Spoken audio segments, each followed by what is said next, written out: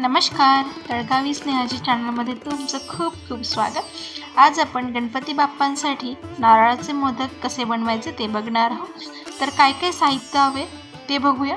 तर इथे मी खवा घेतलेला आहे, बारीक रवा म्हणजे सुजी घेतलेला आहे, एक नारळ छान किसून घेतलेला आहे आणि मिक्स ड्रायफ्रुट्स घेतलेले आहे आणि साखर घेतलेली आहे।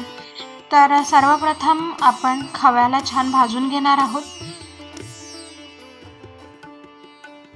4 ते 5 मिनिट खव्याला छान भाजून घ्यायचं आहे आणि गोल्डन होईपर्यंत छान आपण खवा भाजून घेणार आहोत।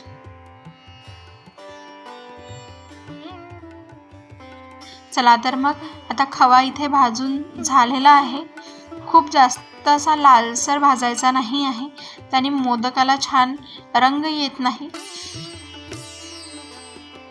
तर इथे छान खवा भाजून झालेला आहे।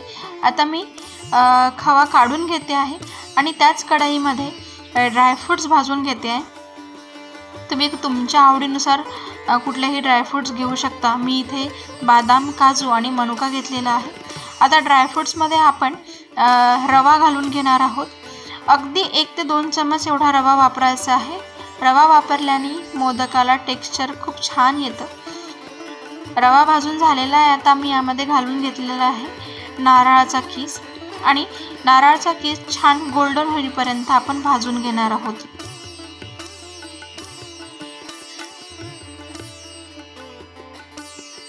चला तर मग इथे छान नारळाचा कीस पण मी इथे भाजून घेतलेला आहे।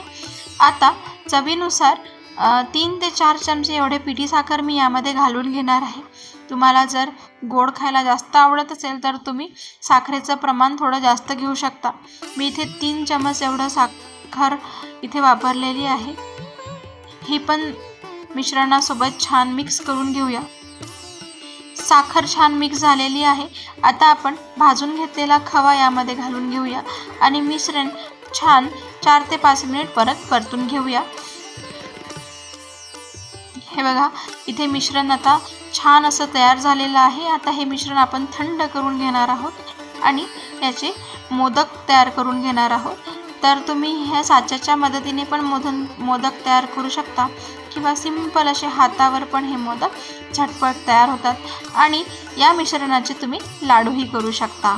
तर तुम्हाला व्हिडिओ कसा वाटला कमेंटमध्ये नक्की सांगा आणि व्हिडिओ आवडला असेल तर तळगावी स्नेहाची चॅनलला लाईक, शेअर आणि सबस्क्राईब करायला विसरू नका। तर हे बघा, इथे मी एक एक करून छान असे मोदक तयार केलेले आहेत।